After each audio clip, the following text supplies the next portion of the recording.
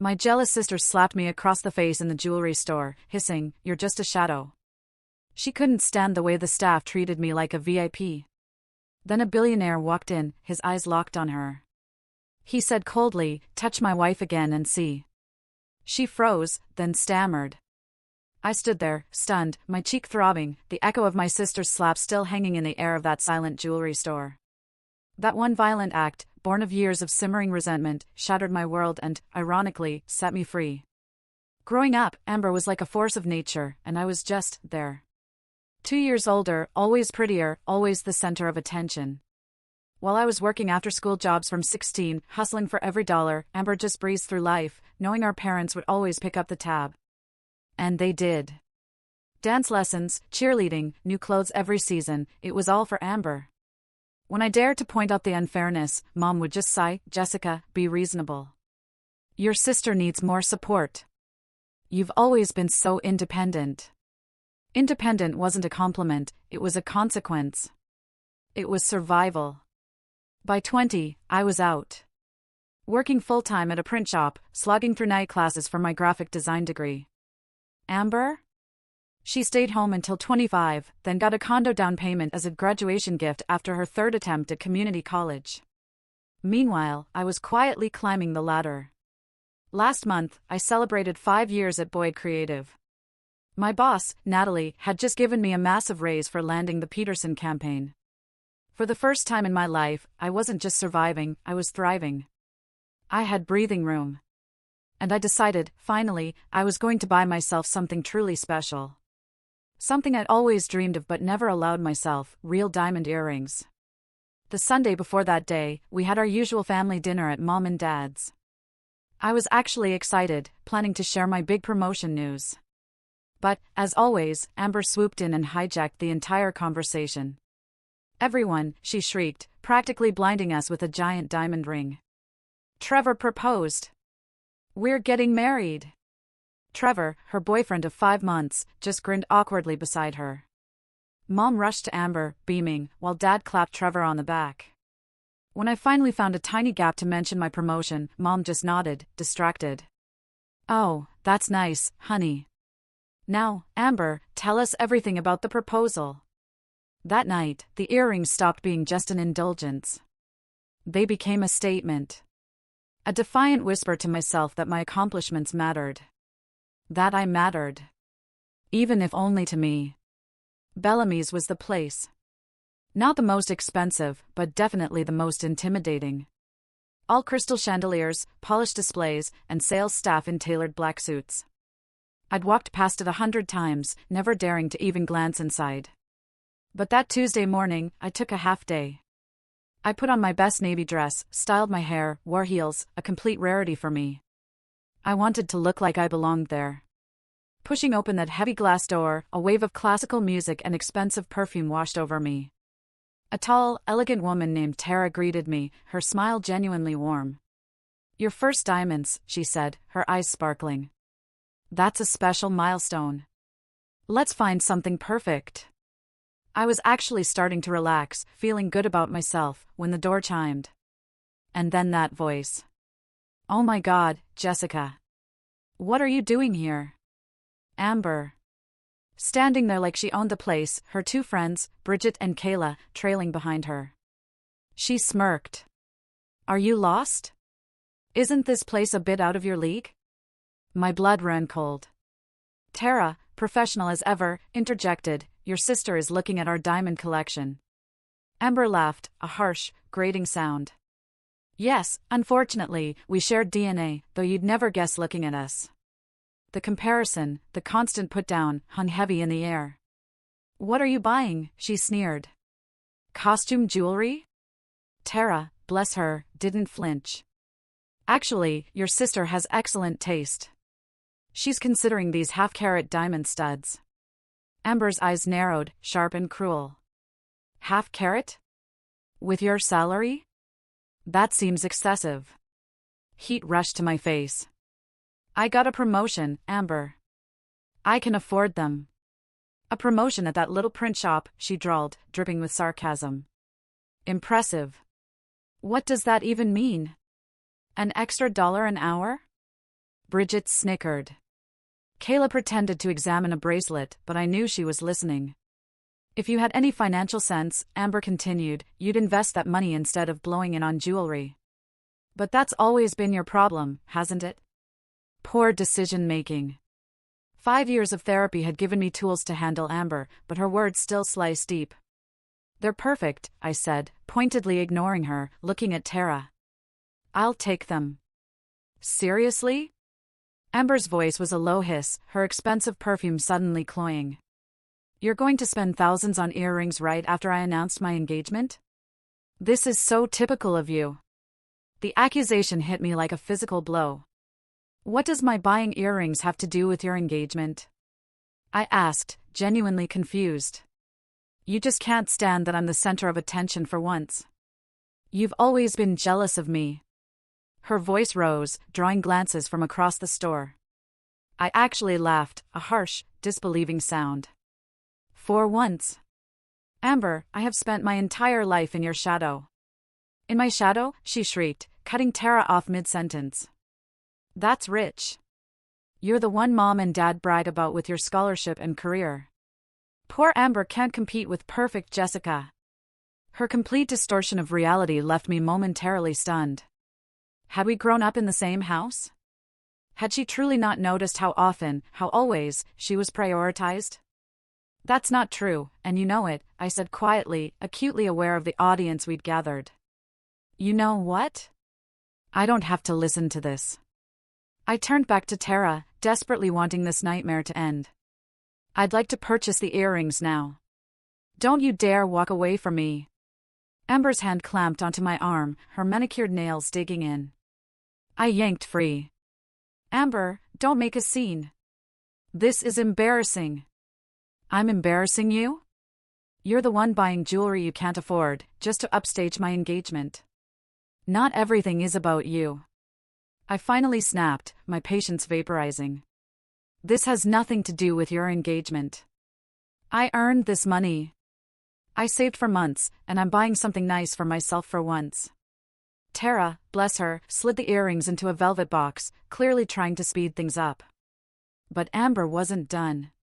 She followed us to the register, her face crimson. How much are those earrings, anyway?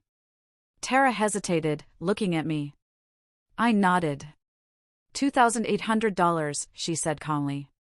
Amber's jaw literally dropped. $3,000? Are you insane? That's what Mom and Dad spent on my entire semester of college that they paid for. I worked through school, Amber, I reminded her, my voice shaking. This is my money. It's a waste.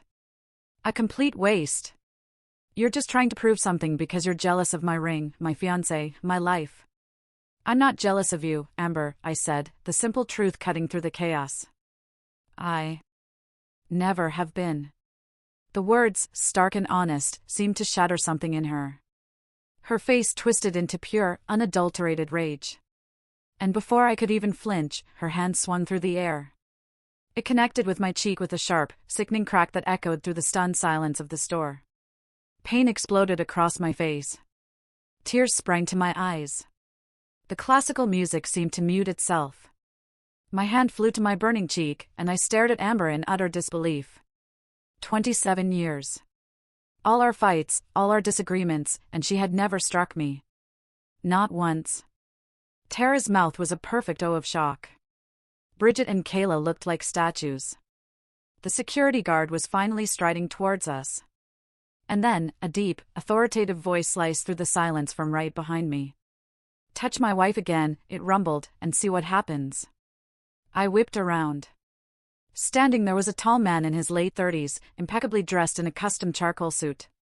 His dark hair was perfectly styled, his jawline sharp enough to cut glass. But it was his eyes that held me, steel gray, absolutely unwavering, fixed with chilling intensity on Amber. Excuse me? Amber stammered, her bravado instantly deflating. The man stepped forward, subtly positioning himself between Amber and me. You heard me, he said, his voice low, dangerous. If you raise a hand to my wife again, you will regret it. A ripple of confusion went through the store. Tara, the security guard, even I was utterly bewildered. Your wife? Amber whispered, her gaze darting between this stranger and me. I'd never seen him in my life. Yes, my wife, he continued, his voice controlled, but hard as granite. And I don't appreciate witnessing her being assaulted in public. He turned slightly to me, and I saw a flicker of genuine confusion in his steel gray eyes as he got a clear look at my face. His confident expression faltered for a microsecond. Claire, are you all right? He asked, his tone softening. I'm not.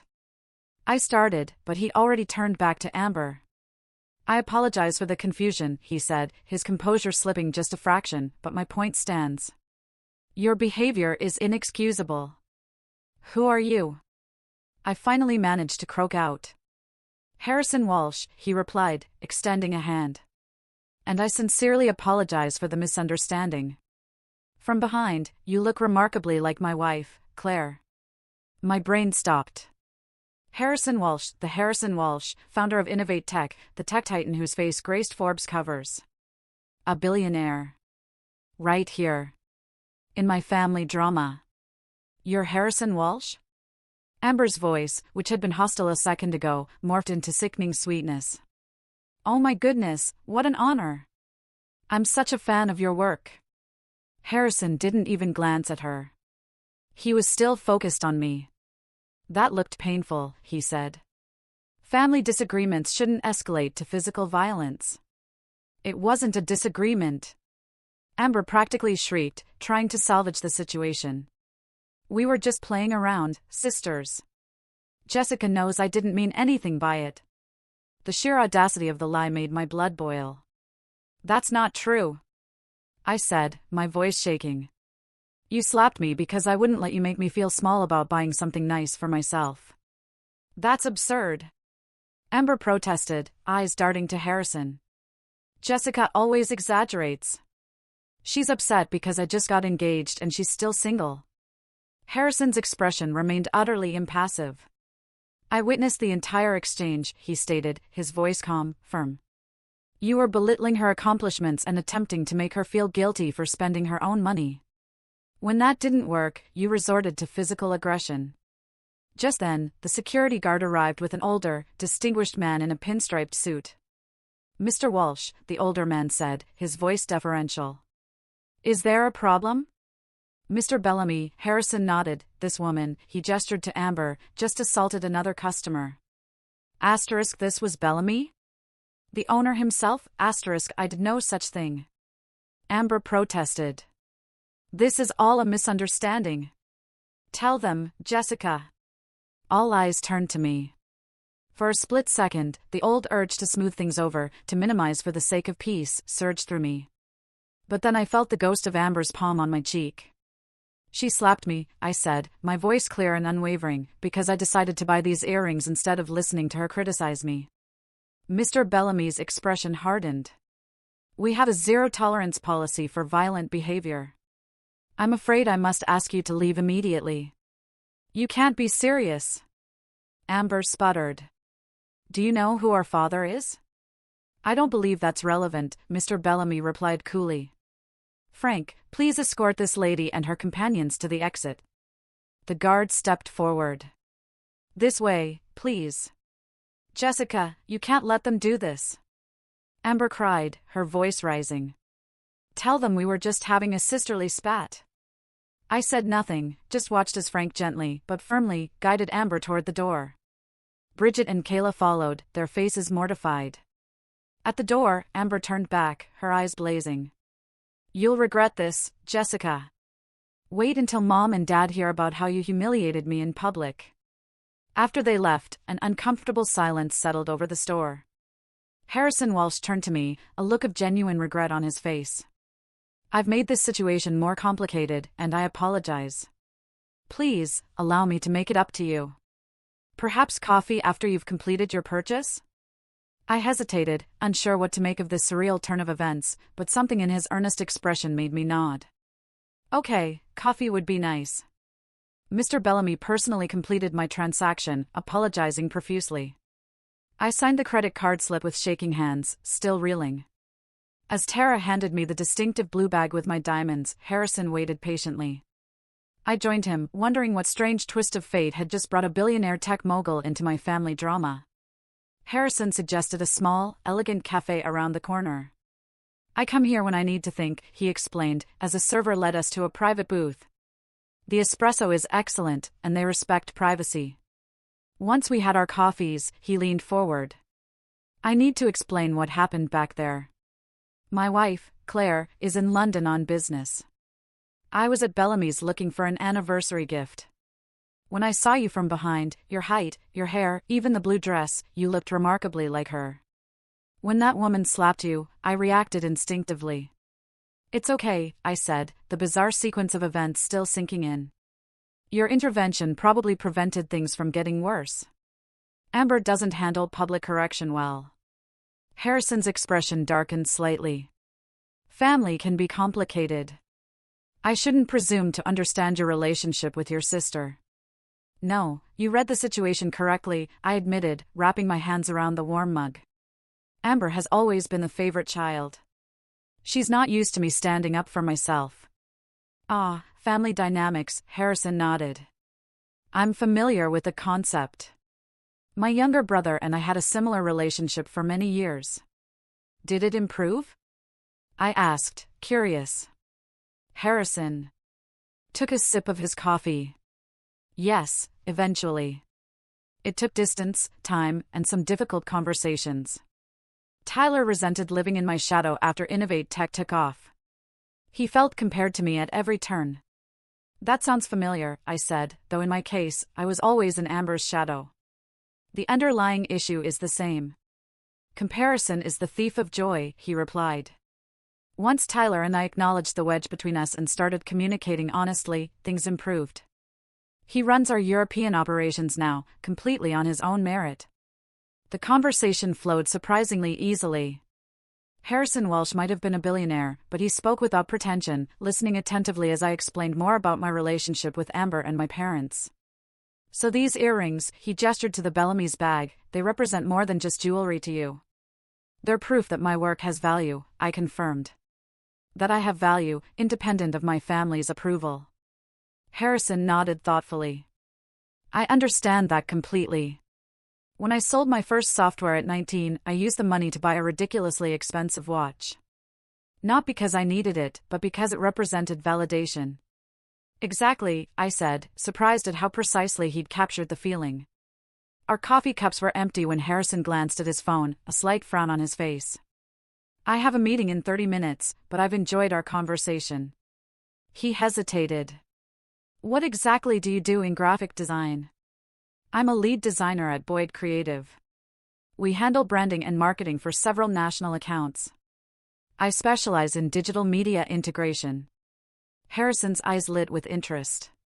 Digital media integration. We're actually looking for someone with that expertise at Innovate Tech. Our marketing team needs fresh perspectives for our new consumer security app. Really? I couldn't hide my surprise. Would you be interested in sending your portfolio? No pressure, of course. Just an opportunity to explore. My heart raced at the prospect. Innovate Tech was legendary. Even an interview would be invaluable. I'd love to, I replied, trying to sound professional rather than utterly ecstatic. Harrison smiled, pulled out a business card. Email me directly. I'll make sure it gets to our creative director. As we stood to leave, Harrison paused. One more thing. Don't let your sister's reaction diminish your accomplishment today. Those earrings represent your hard work. Wear them with pride. I nodded, genuinely touched. Thank you for everything. Walking back to my car, I felt strangely light, despite the morning's drama. The confrontation had been painful, but Harrison's unexpected mentorship had shifted something. For perhaps the first time, I'd stood my ground without apologizing for taking up space. My phone buzzed.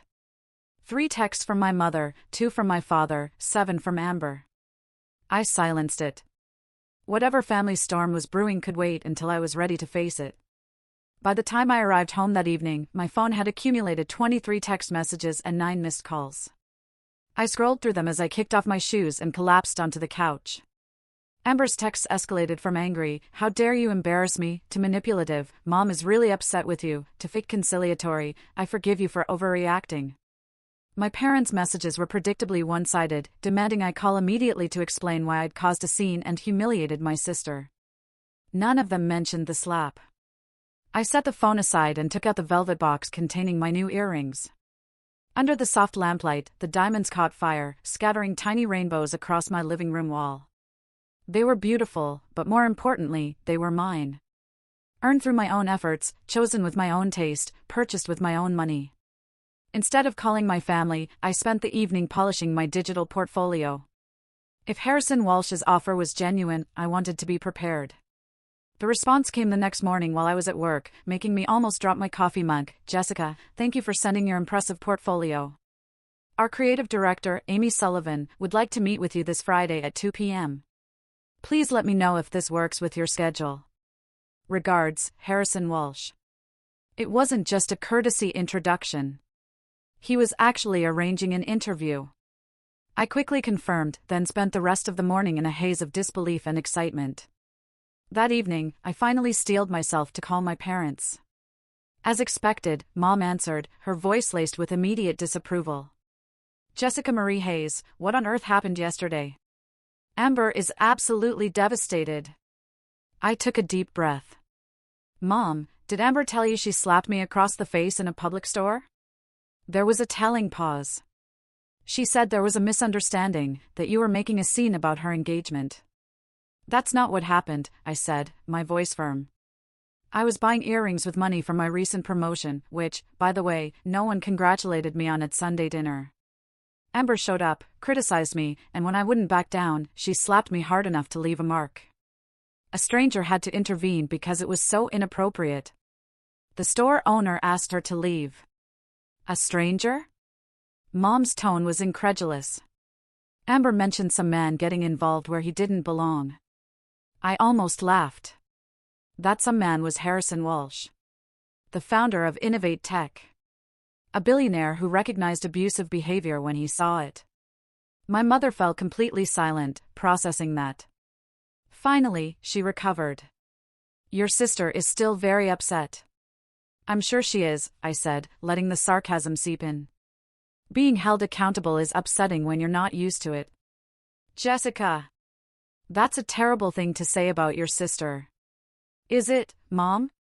When was the last time Amber faced consequences for her actions? When was the last time you or Dad didn't take her side?" Another pause. "We don't take sides." This time, I did laugh. "Mom, you've been taking sides our entire lives. I'm just finally acknowledging it." "I don't know what's gotten into you," her voice tightened. "This isn't like you at all." "Maybe that's the problem," I said quietly. "Maybe it's exactly what should have been like me all along." The conversation ended shortly after, with my mother expressing disappointment in my attitude and suggesting I call Amber to apologize. I promised to think about it, knowing I had no intention of making that call. Friday arrived with a mixture of anticipation and nerves. I chose a professional outfit, wore my new earrings for confidence, and arrived at the sleek Innovate Tech headquarters 15 minutes early. The building was a marvel of modern architecture, all glass and sustainable materials, with a lobby featuring a spectacular living wall of tropical plants. The receptionist directed me to the 14th floor, where I was greeted by a friendly assistant named Jordan. "Miss Sullivan is running a few minutes late," Jordan explained, leading me to a comfortable waiting area. "Can I get you water or coffee?" "Water would be great." "Thank you." As Jordan walked away, a familiar voice called my name. Harrison Walsh approached with a warm smile, dressed more casually than our first meeting, in dark jeans and a navy button-down. "Jessica, glad you could make it. How are you?" "Good, thank you." "A bit nervous," I admitted. "No need to be. Amy was impressed with your portfolio, particularly the Sunrise Healthcare campaign. She's eager to meet you." We chatted briefly until a striking woman with copper-colored hair and vibrant green glasses approached. "You must be Jessica," she said, extending her hand. "I'm Amy Sullivan. Sorry for the delay. Creative emergencies, you know how it is." Absolutely, I smiled, instantly liking her direct manner. Harrison, are you sitting in? Amy asked. If that's all right with both of you, he replied. I have a personal interest in this particular hire. Amy raised an eyebrow but nodded.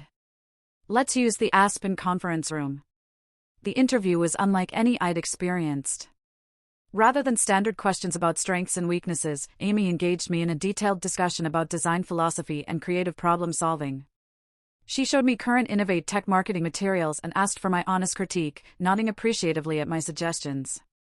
Harrison mostly observed, occasionally asking insightful questions about my collaborative process and adaptability. His presence was supportive rather than intimidating, and I found myself speaking with unexpected confidence about my vision and capabilities. One last question, Amy said, glancing at Harrison before continuing. Our team works closely with developers who can be, let's say, particular about their creations. How do you handle strong personalities and creative conflicts? I thought about the countless times I'd navigated Amber's demands and my parents' expectations, finding diplomatic solutions while preserving my own boundaries. I believe in finding the common goal beneath the conflict, I replied.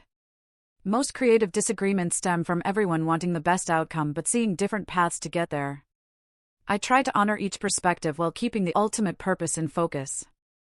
Amy nodded, seemingly satisfied. Well, Jessica, this has been illuminating. We have a few more candidates to interview, but you'll hear from us by next Wednesday. As Amy gathered her notes, Harrison asked, Do you have time for a quick tour before you leave? I'd love that, I replied, surprised. Harrison led me through the innovative workspace, introducing me to various team members. The environment was collaborative yet focused, with thoughtful amenities like quiet pods, standing desks, and a stunning rooftop garden where employees could work outdoors. What do you think? Harrison asked as we stood on the rooftop, overlooking the city. It's incredible, I answered. Honestly, everything seems designed to support both creativity and well-being. That's exactly the balance we strive for, he nodded.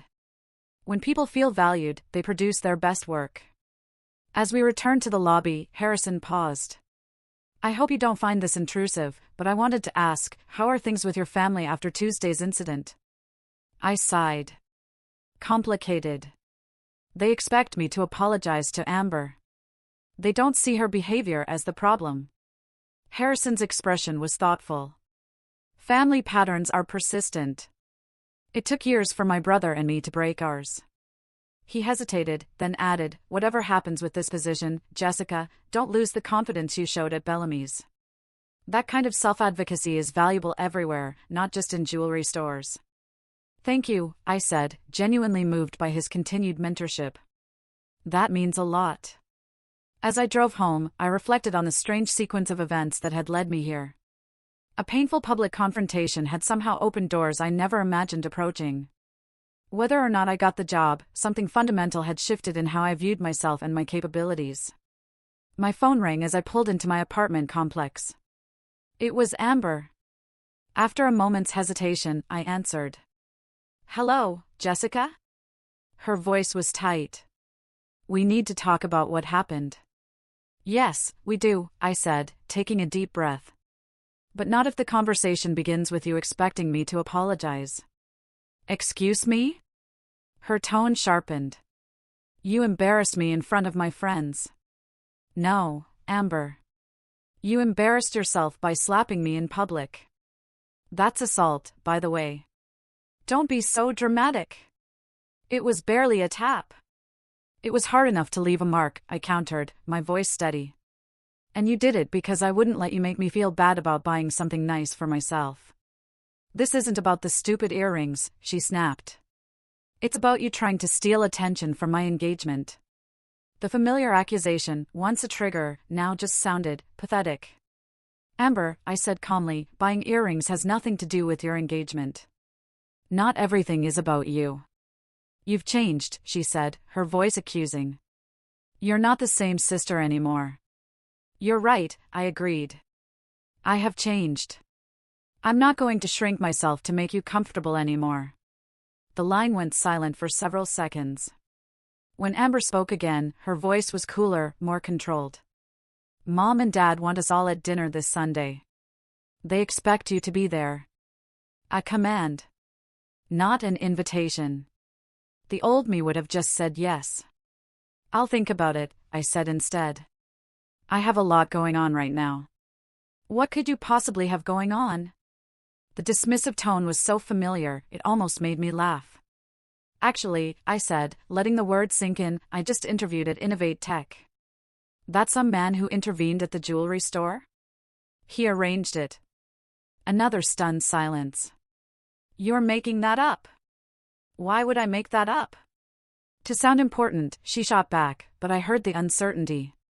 Nobody gets jobs through random encounters. Believe what you want, I said, suddenly tired. I need to go. If I decide to come Sunday, I'll let Mom know. I ended the call before she could respond. A strange mix of sadness and liberation washed over me. The familiar script of our relationship was crumbling. Necessary, yes. But painless? Never. Sunday arrived with a text from my mother, dinner at 5. Dad's making his pot roast. Please be on time and dress nicely. The message made no mention of our tense conversation or the incident with Amber. It was as if she expected everything to revert to normal through sheer force of will. In the past, I might have complied, showing up with a placating smile and an unspoken apology in my demeanor. Instead, I texted back, I'll be there at 5:15. I have errands to run first. A small rebellion, but significant. I was no longer agreeing to their terms without question. I dressed carefully in black jeans, a forest green blouse, and after a moment's deliberation, my new diamond earrings. They caught the light as I turned my head, reminding me of the strength I'd found at Bellamy's. Whatever happened at dinner, I would not diminish myself to keep the peace. The drive to my parents' suburban home felt longer than usual. I rehearsed potential responses to accusations, practicing firm but calm replies to the criticism I anticipated. By the time I pulled into the driveway at 5:17, my palms were sweating, but my resolve was intact. My father answered the door, his expression a mixture of disapproval and concern.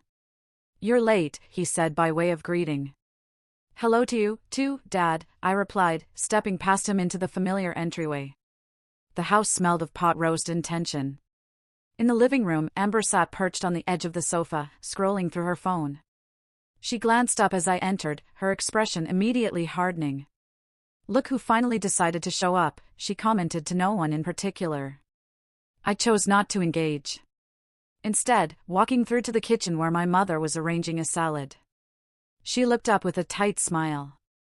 Jessica, good. You're here. Could you set the table? The familiar request, always directed at me, never at Amber, almost made me comply automatically. Instead, I paused.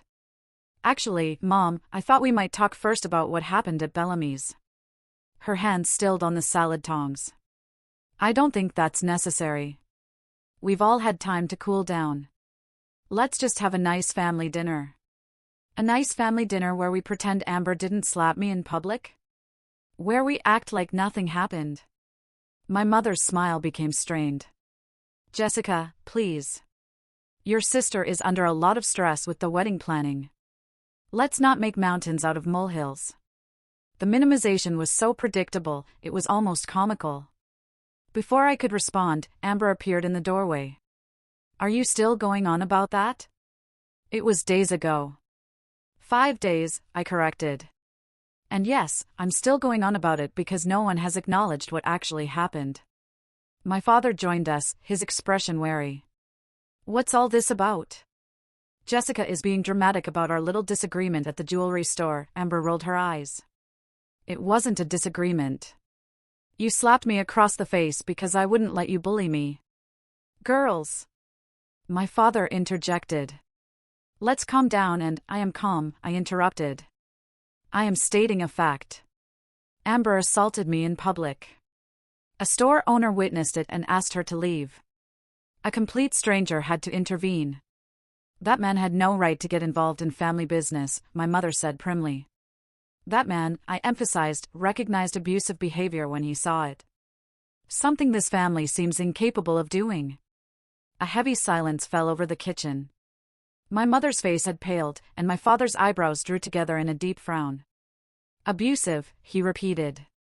That's a serious accusation, Jessica. It's not an accusation.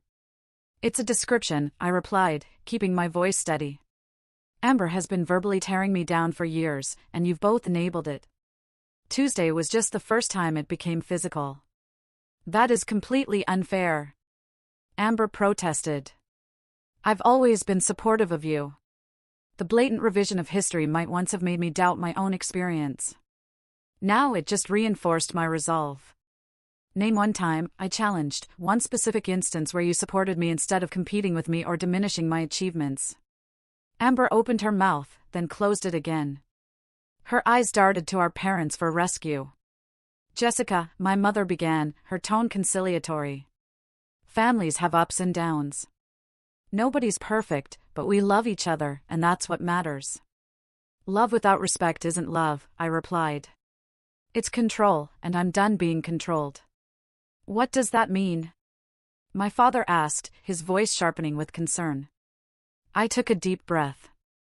It means I'm setting boundaries. I won't participate in family gatherings where Amber's behavior is excused and mine is policed. I won't pretend everything is fine when it isn't. And I won't apologize for standing up for myself. So, you're giving us an ultimatum, my father's tone was incredulous. No, I countered. I'm telling you what I need to have a healthy relationship with all of you. What you do with that information is your choice. Amber scoffed. This is ridiculous. You're acting like I committed some horrible crime. It was one slap. One slap too many, I replied evenly. And it's not just about the slap. It's about years of being treated as less than, of having my accomplishments minimized while yours are celebrated. That's not true, my mother protested. We've always been proud of both our girls. Really? When I told you about my promotion, you barely acknowledged it. When Amber announced her engagement to a man she's dated for 5 months, you threw an impromptu celebration. That's different, my father interjected. An engagement is a life event. And a significant career advancement isn't? I challenged. Or is it just that Amber's achievements align with what you value while mine don't? The question hung in the air, uncomfortable in its accuracy. My mother busied herself with the salad again, avoiding eye contact. My father shifted his weight, looking suddenly older. Those are pretty earrings, my mother said abruptly, changing the subject. New? Yes, I touched one reflexively. These are what I was buying when Amber slapped me. They look expensive, she commented, her tone suggesting disapproval. They were. I could afford them because of my promotion. Well, they're lovely, she conceded reluctantly. We moved to the dining room in uneasy silence. As we took our usual seats, I noticed my mother had set a 5th place. Are we expecting someone? I asked. Trevor is joining us, Amber replied with a smug smile. My fiancé should be part of family dinners, don't you think? The emphasis on fiancé was deliberate, a reminder of her relationship status compared to my single state. It was such a transparent attempt to reclaim superiority that I almost pitied her. The doorbell rang and Amber jumped up. She returned moments later with Trevor, a tall man with a pleasant face and uncertain eyes. He nodded politely in my direction as Amber guided him to the seat beside her. Trevor, you remember my sister Jessica? She said, her tone suggesting I was a distant acquaintance. Of course, he smiled. Congratulations on your promotion. Amber mentioned you work in graphic design. She did? Yes, I said. You're quite talented. I glanced at Amber, who was suddenly very interested in adjusting her napkin. Had she actually said something positive about me? Thank you, I replied. And congratulations on your engagement. The dinner proceeded with careful conversation, everyone navigating around the earlier confrontation. My father discussed a school board meeting, my mother described issues with her boutique's new inventory, and Trevor shared details about a property he was listing.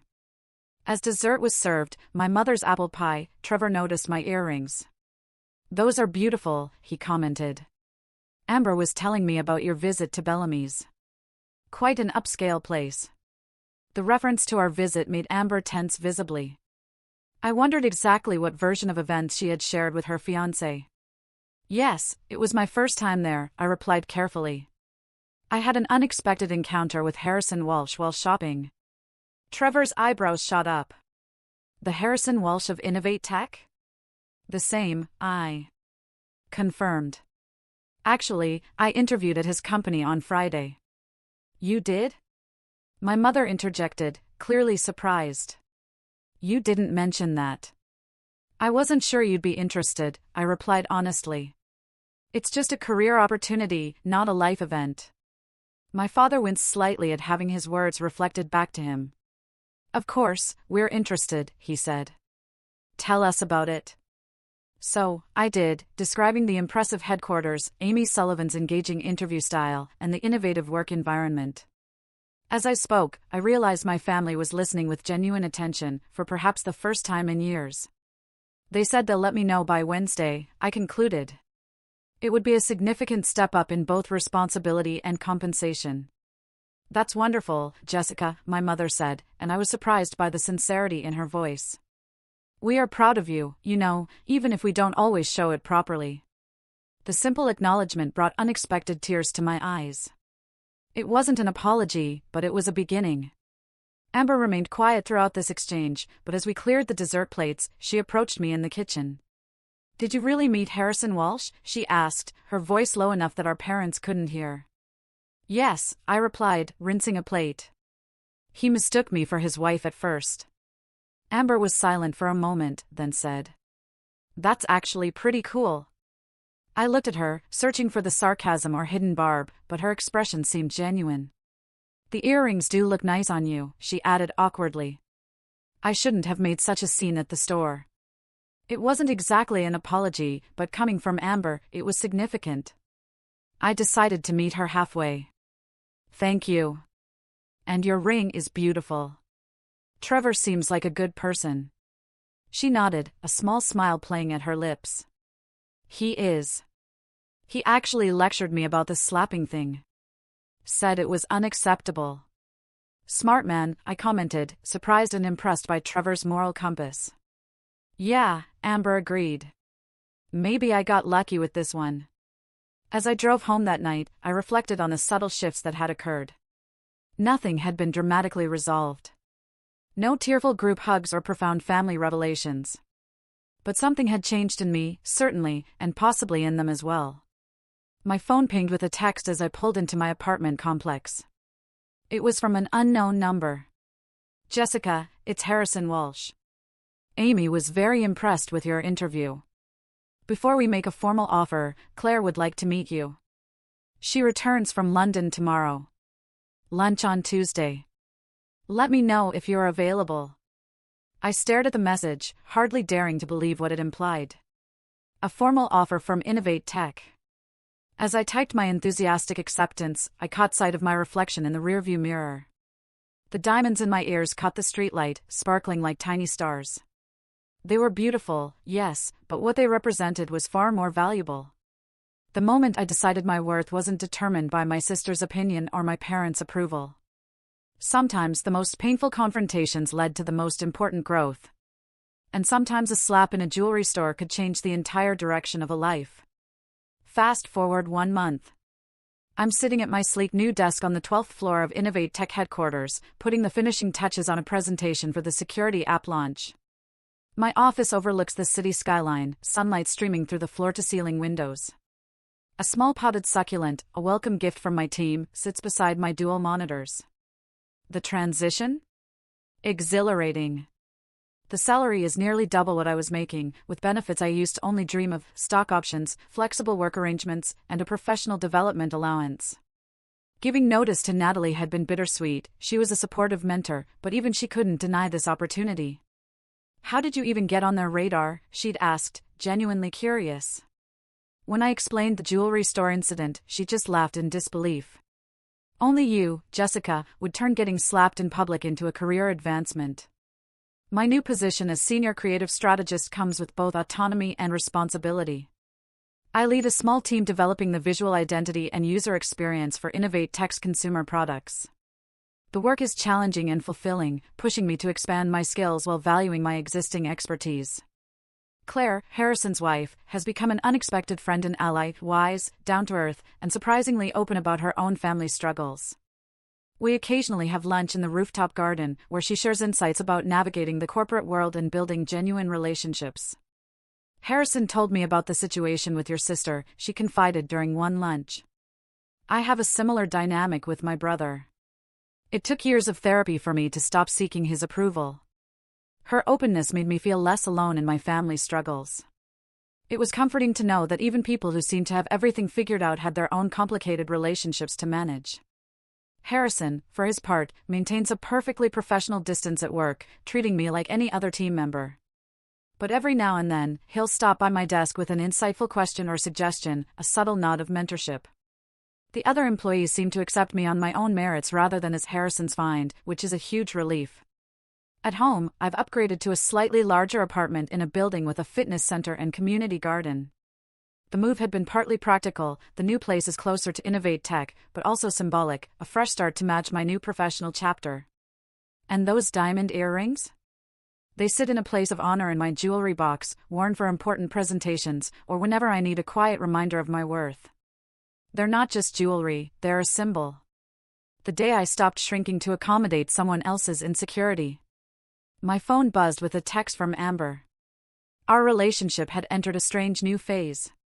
Not close, exactly, but definitely less antagonistic. After the Sunday dinner confrontation, she kept her distance for nearly 2 weeks before sending a brief message. I've been thinking about what happened. I shouldn't have slapped you. That was wrong. I'm sorry. The apology had been sparse, but seemingly sincere. I'd responded with equal brevity, thank you for acknowledging that. I appreciate the apology. Since then, we'd exchanged occasional texts, mostly surface-level updates, but without the undercurrent of competition that had previously defined our interactions. Today's message was more substantive. Mom's birthday dinner next Saturday, 6 p.m. Trevor and I have news to share. Would like you to be there. I considered the invitation. Family gatherings were still somewhat tense, but each one seemed less fraught than the last. My parents had made small but noticeable efforts to show interest in my new job and life. My father had even visited my new apartment, helping install shelves and expressing genuine admiration for my career advancement. I'll be there, I texted back. Need me to bring anything? Just yourself, came the reply, followed by a second message, and maybe those earrings. Mom mentioned she liked them. The simple acknowledgement made me smile. A month ago, Amber would never have suggested I wear something that might draw attention or compliments. At the end of the workday, I met Claire in the lobby as planned. We developed a tradition of Friday evening walks through the nearby sculpture garden, discussing everything from work projects to book recommendations to family dynamics. How was your week? She asked as we fell into step on the tree-lined path. Productive, I replied. The security app interface is nearly finalized, and I hired a junior designer who has incredible talent with animation. Harrison mentioned your team is ahead of schedule. He's impressed. I felt a flush of pride at the indirect praise. What about you? How was the technology conference? As Claire described her experiences as a keynote speaker, I reflected on how much my life had transformed in just 4 weeks. Beyond the material improvements, better job, nicer apartment, increased financial security, the most significant change was internal. I moved through the world differently now, with confidence rather than apology. The journey hadn't been easy. I'd spent several sessions with a therapist, unpacking the family patterns that had shaped my self-perception. Learning to set boundaries without guilt remained a daily practice. But each small victory reinforced my resolve. You seem contemplative today, Claire observed as we paused near a modern sculpture of intertwined metal ribbons. I was just thinking about how different things were a month ago, I admitted. Sometimes I still can't believe that Amber slapping me in Bellamy's led to all this.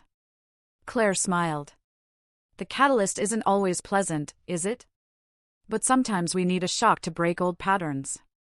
True, I nodded. Though I wouldn't recommend getting publicly assaulted as a career strategy. We both laughed, continuing our walk as the evening light turned golden across the gardens. Later that night, as I prepared dinner in my new kitchen, I found myself humming contentedly. My phone pinged with an email notification.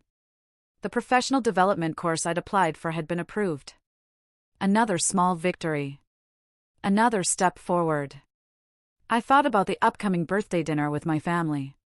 There would likely be awkward moments, perhaps even tensions. Amber's news might be pregnancy, wedding details, or some other life event that would once again center her in the family narrative. But that was okay. Her moments of celebration didn't diminish mine. There was room for both our stories. The earrings would come with me, not as armor this time, but as a reminder.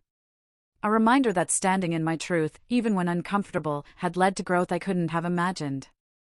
A reminder that sometimes the most painful confrontations create space for the most meaningful transformations. My journey from that moment in Bellamy's to my life now hasn't been a straight line. The path to self-worth rarely is. But every step was necessary: the humiliation of the slap, the unexpected alliance with Harrison, the raw confrontation with my family, the incredible opportunity at Innovate Tech, and the ongoing, daily work of holding my boundaries. Those diamonds sparkle not just with their inherent brilliance, but with the story they now carry, my story of finding value beyond anyone else's validation. Sometimes, life's most profound lessons arrive wrapped in painful packages. Sometimes, the moments that feel like absolute endings are truly just magnificent beginnings. And sometimes, when someone tries to make you feel small, the most powerful response you can give is to expand into your full, magnificent self. Have you ever experienced a painful moment that ultimately led to positive change in your life? I'd love to hear your stories in the comments below. And if this journey resonated with you, please like, subscribe, and share with someone who might need this message today. Remember, your worth isn't determined by others' opinions. It's inherent, unchangeable, and absolutely real. Thank you for listening. Take care. Good luck.